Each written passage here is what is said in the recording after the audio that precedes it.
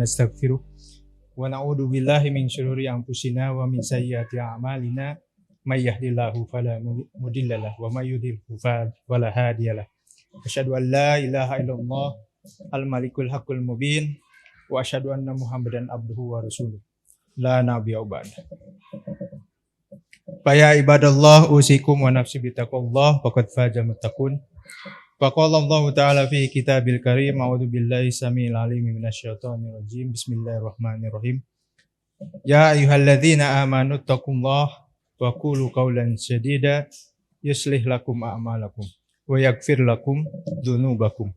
Wa may yuti'illah wa rasulahu faqad faza fawzan 'azima. Wa qala Allah Ta'ala aidan ya ayyuhalladzina amanu taqullaha haqqa tuqatih wa la tamutunna illa wa antum muslimun. Amma ba'd. Jamaah salat Jumat Masjid Imaduddin yang berbahagia. Marilah kita senantiasa bersyukur kepada Allah Subhanahu wa taala, Rabb sekalian alam, atas limpahan rahmat dan kasih sayangnya. Pada hari ini kita bisa berkumpul di hari yang penuh berkah, di majelis khutbah Jumat yang penuh hikmah. Tak lupa salawat dan salam senantiasa tercurah kepada junjungan kita Nabiullah Muhammad sallallahu alaihi wasallam yang membawa rahmat bagi seluruh alam. Tak lupa pada pembukaan khutbah ini khatib berwasiat kepada diri sendiri dan juga kepada jamaah sekalian untuk senantiasa meningkatkan takwa dan keimanan kita kepada Allah. Sebab iman dan takwa adalah sebaik-baiknya bekal untuk menghadap Rabb yang Maha Kuasa. Dan juga sebagai pembeda ataupun penciri dari tingkat level keimanan seseorang. Inna akramakum indallahi atqakum. Sungguhnya yang dihargai, yang dinilai di hadapan Allah adalah dari ketakwaannya. Jamaah sholat Jumat yang berbahagia, masih terngiang dalam pikiran kita di seluruh antero dunia melihat kejadian duka. Hingga hari ini atau mungkin 1-2 hari ke belakang, kaum muslimin di saudara kita di Palestina yang terutama di jalur Gaza dan juga di tepi barat, sekarang mungkin sudah mencapai 6.000 atau 7.000 korban jiwa, dan puluhan ribu lainnya mengalami luka dan juga eksodus keluar, meskipun saudara negara terdekat juga menstop supaya tidak keluar dari jalur Gaza. Dan angka itu akan sedemikian bertambah banyak seiring dengan eskalasi sekarang terus-menerus terjadi peperangan. PBB tidak kuat, Dewan Keamanan juga mati kutu, sehingga untuk sekedar untuk gencatan senjata terasa sulit. Meskipun sekarang bantuan-bantuan telah masuk, yang paling tidak itu akan mengurangi derita yang ada di Gaza ataupun di tepi barat. Peristiwa ini dipertontonkan tidak hanya hari ini ataupun dari tanggal 7 Oktober saja, 20 hari ini ya, sekarang 27. Tetapi hari-hari ke belakang, bulan-bulan ke belakang dan tahun-tahun ke belakang, mungkin sekitar 75 tahun terjadi tragedi terus-menerus. Kekejaman dan kekejian. Zionis Israel membantai ribuan anak-anak kaum muslimin. Di sini bukan lagi peperangan tapi pembantaian, di mana pasukan yang sangat luar biasa didukung oleh adidaya menggempur militan yang ada di sekitar jalur Gaza dan juga tepi barat. Yang tentunya ini membuat miris kita gitu, di mana korban wanita, bayi, bahkan yang ada di rumah sakit yang terkini beberapa hari lalu rumah sakit Al-Baptis gitu ya, Al-Ahli di Gaza. Terus kemudian menyerempet juga ke salah satu bagian rumah sakit Indonesia yang ada di jalur Gaza juga terkena.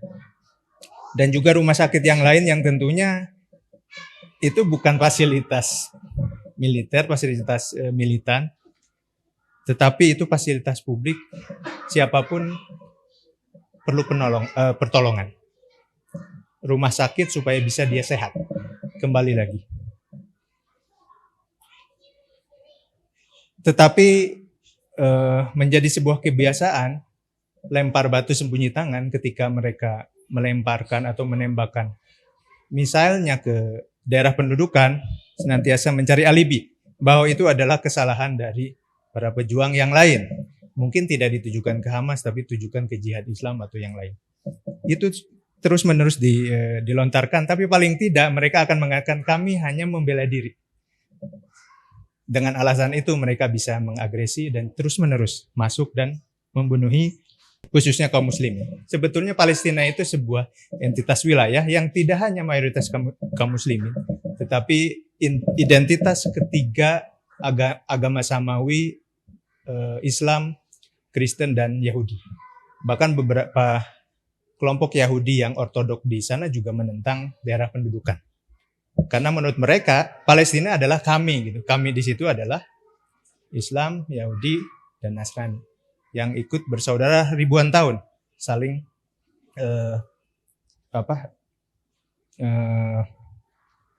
harmoni. Sebelum datangnya awal abad 19 atau akhir 18 gerakan Zionis Israel yang memang itu datang dari Eropa, terutama dari kelompok Yahudi Ashkenazi.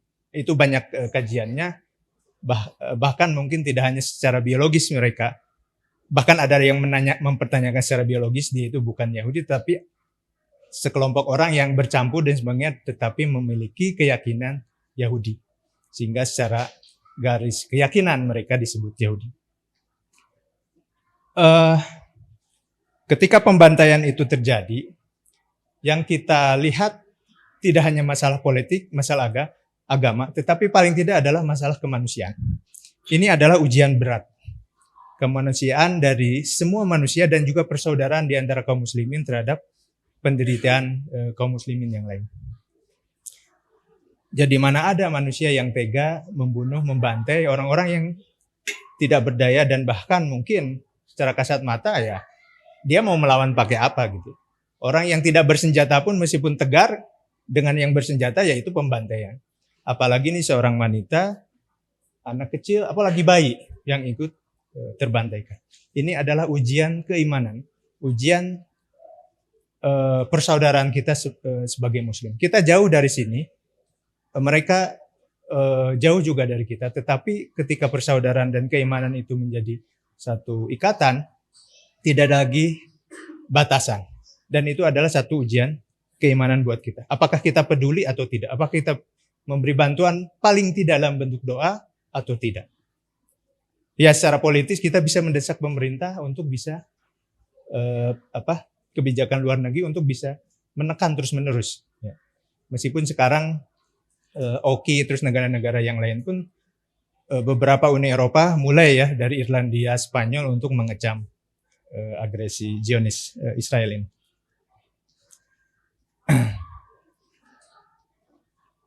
Dan saya jadi teringat bahwa dalam salah satu tafsiran surat Al-Fatihah di ujung ayat dan senantiasa 17 kali kita mengutarakan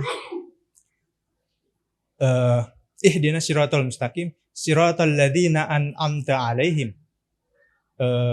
Tunjukilah kami jalan yang lurus, yaitu jalan yang diberi kenikmatan. An'amta 'alaihim ghairil maghdub ad-dhalin walad-dhalin. Bukan jalan-jalan orang-orang al-maghdub yang dibenci. Nah, itu dinisbatkan kepada perilaku kelakuan orang Yahudi. Ad-dhalin perilaku orang-orang Nasrani yang sesat. Jadi al-maghdub ini mereka sebetulnya tidak trinitas, tidak menyekutukan Allah, tetapi dia senantiasa melanggar aturan Allah. Bahkan para nabi yang datang kepada mereka pun dia bantai. Bahkan dalam satu literatur diskusi saya mendengar bahwa sebetulnya secara garis keturunan Rasulullah itu dari kakeknya menikahi seorang perempuan Yahudi.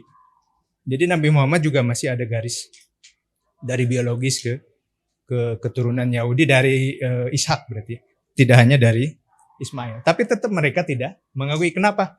Karena yang namanya Nabi, Mesias mereka itu harus dua jalur, yaitu jalur ibu, yang dia paham bahwa itu jalur keyahudian yang murni, tetapi sebagai pemimpin dia harus dari jalur bapak.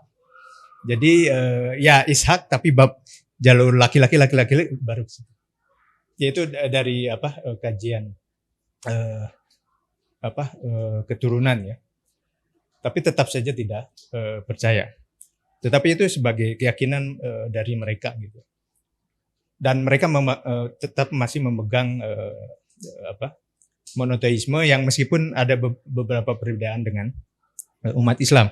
Fikihnya juga masih sama dengan kita, tidak boleh makan babi, haram, hammer, terus kemudian bunga dan sebagainya. Meskipun dia menerapkan ke orang lain berbunga dalam sistem ekonomi, tapi oleh mereka tidak dilakukan. Karena itu haram juga. Jadi beberapa ada perbedaan, ada juga persamaan.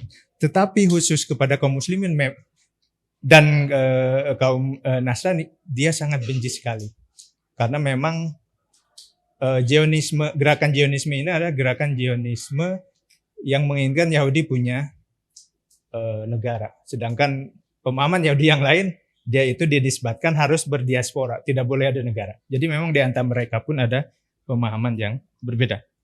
Bahkan beberapa pengkaji hadis, ketika muncul hadis terkait akhir zaman, kenapa kaum Yahudi dia sampai bersembunyi di pohon gorgon, terus kemudian ke batu menyebutkan bahwa di belakang saya ini.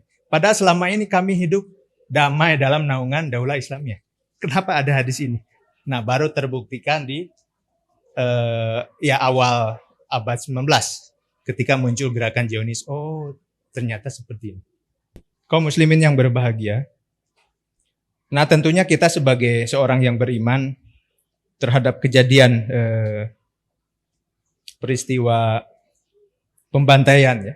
Saya katakan pembantaian karena tidak seimbang. Ini bukan peperangan.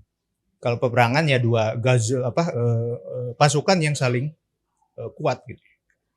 Begitu pula ketika kita mendengar bahwa para militan yang membela negaranya itu disebut teroris gitu, ekstremis dan sebagainya. Bisa dibayangkan ketika Bandung Lautan Api dikasih pucuk surat, kamu tinggalkan ini gitu Bandung gitu kan saat itu. Sama persis seperti halnya di Palestina. Tapi masyarakat Jawa Barat terutama masyarakat Bandung yang mau terusir di bagian timur itu dia bumi hanguskan dulu. Karena secara de facto tidak bisa akuisisi di ini oleh Belanda saat itu. Lalu kemudian jihad NU misalkan ya ketika menjelang 11 November itu juga dikasih selebaran untuk menyerahkan. Tapi apa yang terjadi? Ada resistensi. Lalu kemudian serangan umum 1 Maret dan sebagainya. Kebayang kalau saat itu Indonesia tidak ada militansi, tidak ada para santri yang bergerak, dan itu juga berubah menjadi militan Hizbullah, Sabilillah, dan menjadi cikal bakal TNI, TNI, ya kita juga akan sama posisinya seperti ini. Kenapa akan disebut ekstremis? Paling tidak zaman itu disebut ekstremis, bukan teroris. Mungkin termnya agak lain, tetapi hampir serupa. Nah, saya mengingatkan kepada diri saya sendiri bahwa innamal mu'minuna ikhwah fa aslihu baina akhwaikum wattaqullah la'allakum turhamun. Hai orang-orang yang beriman, sesungguhnya kalian itu bersaudara. Sebab itu damaikanlah, perbaiki hubungan di antara kedua saudaramu. Takutlah kepada Allah supaya kamu mendapatkan rahmat. Oleh sebab itu semua kaum muslimin diharuskan untuk bisa mencintai, menyayangi. Paling tidak ada empati, rasa saling senasib sepenanggungan. La yu'minu ahadukum hatta yuhibbu li akhihi ma yuhibbu li nafsihi. Tidaklah beriman seseorang di antara kamu hingga dia mencintai saudaranya sebagaimana dia mencintai dirinya sendiri. Hadis riwayat Bukhari. Sidang Jumat yang berbahagia, hadis tadi menceritakan kepada kita bahwa keimanan tidak sempurna. jika dia belum mencintai saudaranya. Kesempurnaan iman akan tercapai apabila kita mampu untuk memposisikan saudara seiman seperti diri kita. Maka penderitaan kaum muslimin di negeri Palestina sejatinya adalah penderitaan kaum muslimin di seluruh dunia. Terlebih lagi di Indonesia sebagai mayoritas muslim di dunia. Paling tidak pada saat ini. Mungkin 20 tahun yang akan datang yang mayoritas mungkin Pakistan gitu ya, atau Nigeria, atau yang lainnya. Tapi paling tidak, syukur alhamdulillah saat ini kita menjadi mayoritas. Dan itu menjadi beban dan tanggung jawab yang luar biasa. Sehingga jika kita mempunyai rasa peduli kepada mereka, itu menjadi satu bagian penting dari persaudaraan. Seperti satu tubuh, ketika kita luka, maka tubuh yang lain akan merasakan luka yang lainnya.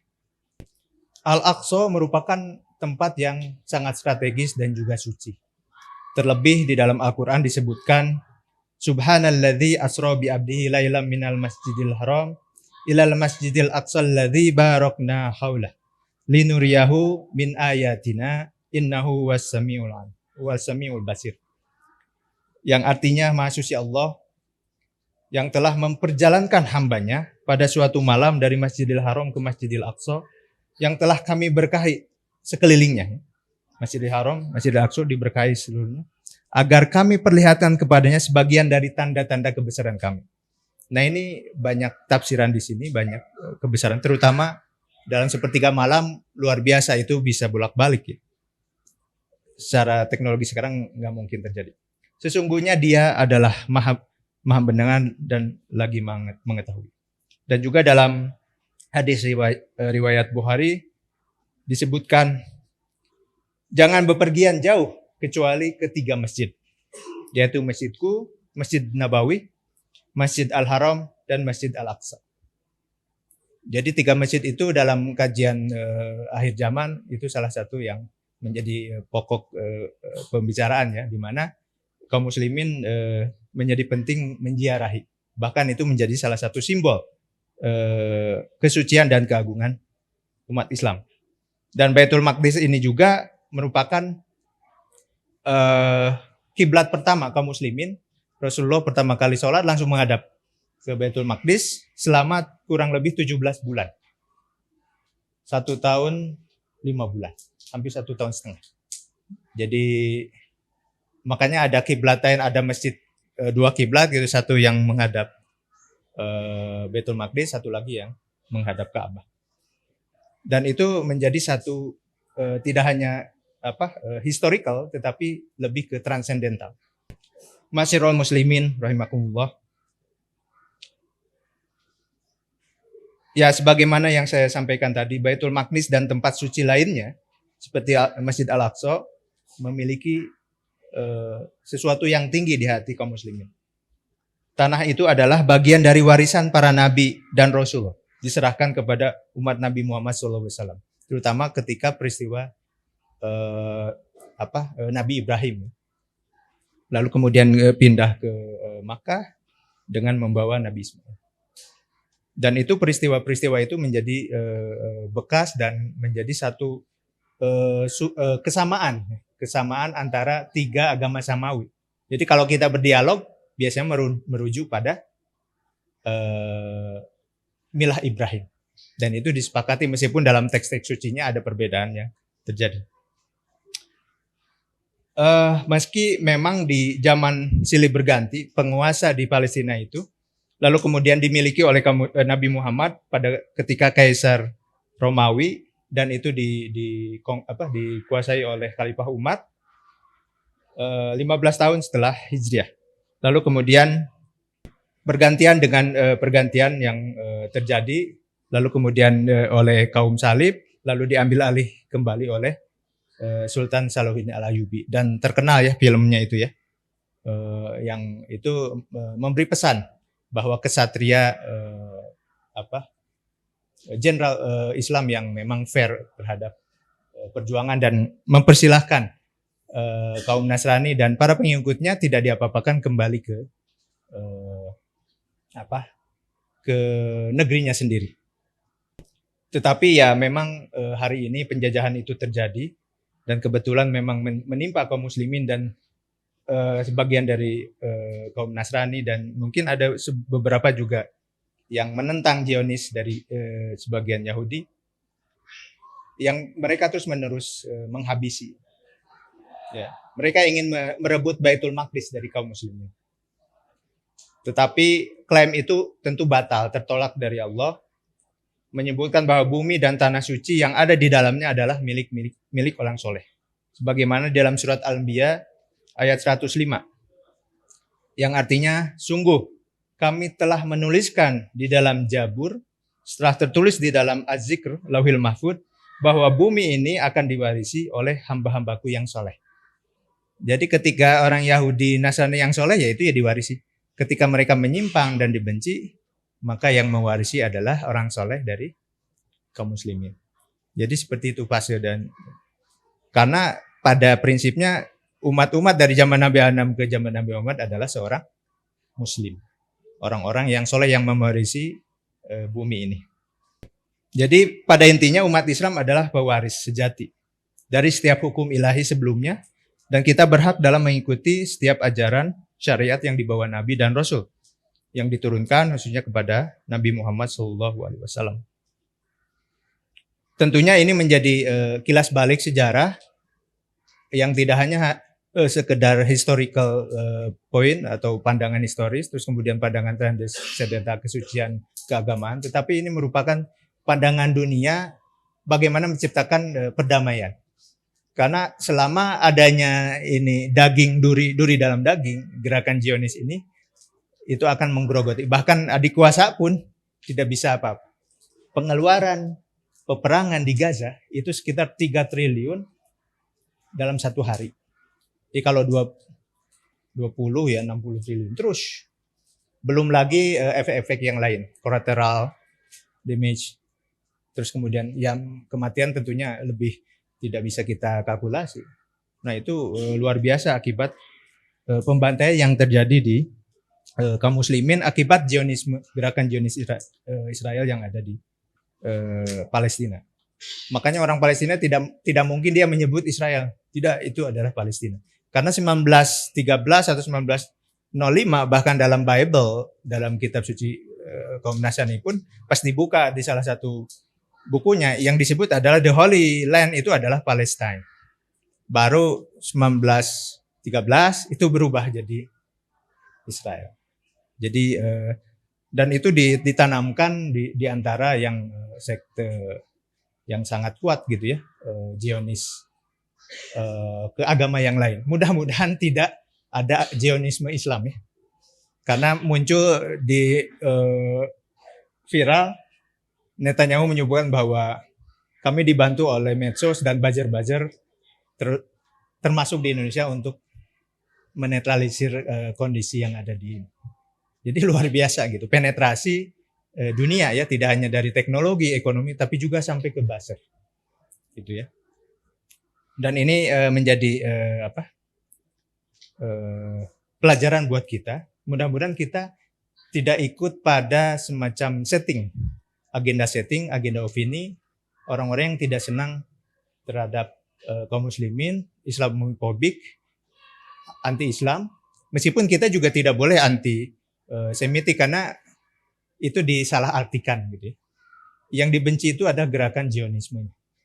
Bukan Judaism terus kemudian ke orangnya, tapi ada gerakan politik Zionisnya itu. Di dalam Al-Quran terdapat kurang lebih 20 sifat Yahudi ya, Bani Israel yang telah Allah firmankan. Yang tentunya karena kebiadaban mereka, Allah berfirman dalam surat Al-Maidah, telah dilaknat orang-orang kafir dari Bani Israel. Jadi Bani Israel itu sebelumnya memang ada yang muslim, terus kemudian dia kufur. Jadi kafir dari Bani Israel, lisan Daud dan lisan putra Maryam. Yang demikian disebabkan mereka durhaka dan selalu melampaui batas. Lalu dalam surat ke-64-nya, orang-orang Yahudi berkata tangan Allah terbelenggu. Sebenarnya tangan mereka lah yang terbelenggu dan mereka lah yang dilaknat disebabkan apa yang telah mereka katakan. Tidak demikian, tetapi kedua tangan Allah terbuka Dia menafahkan sebagian yang dia kehendaki. Barakallahu li wa lakum fil Qur'anil azim wa nafa'ani wa iyyakum bima fihi min ayati wa dzikril hakim wa taqabbal minna wa minkum tilawatahu innahu huwas samiul alim. Alhamdulillahi wa kafa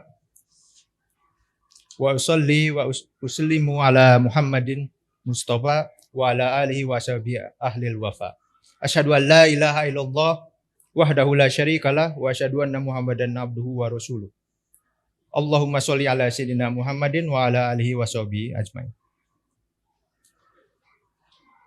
Pada khutbah yang kedua, sekiranya telah disampaikan di awal, maka cukup kiranya beberapa poin yang menjadi alasan kita berdiri di belakang barisan kaum muslimin yang ada di Palestina. Yang pertama, mereka adalah saudara seiman, yang tentunya menjadi saudara kita dalam ukhuwah Islami.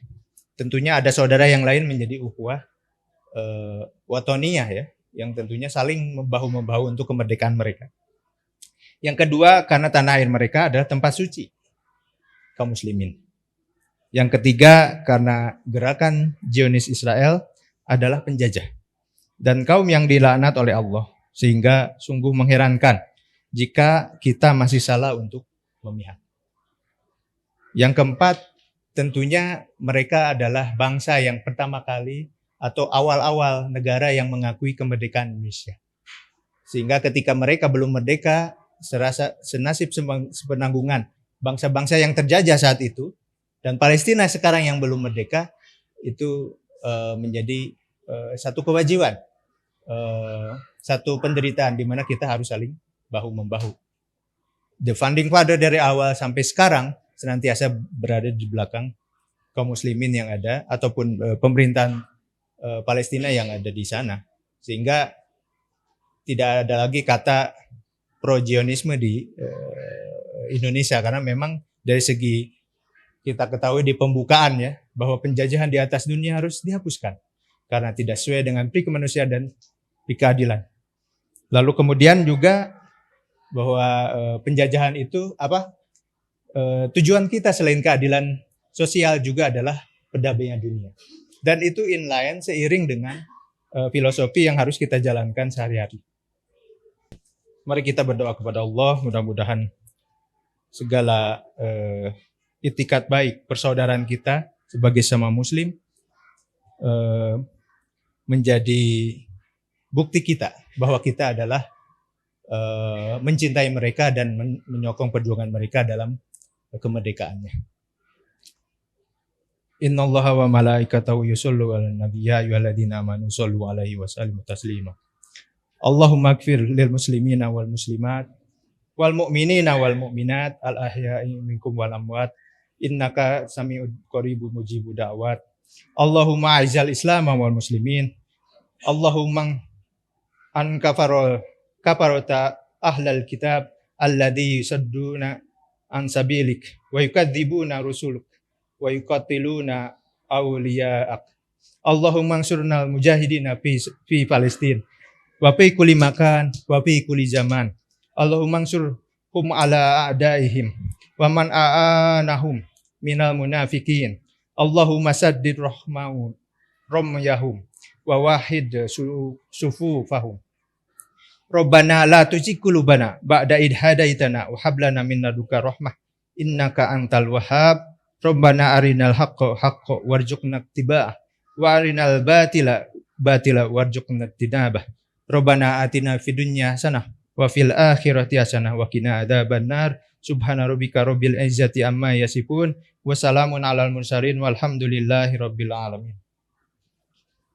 Aqimissalah.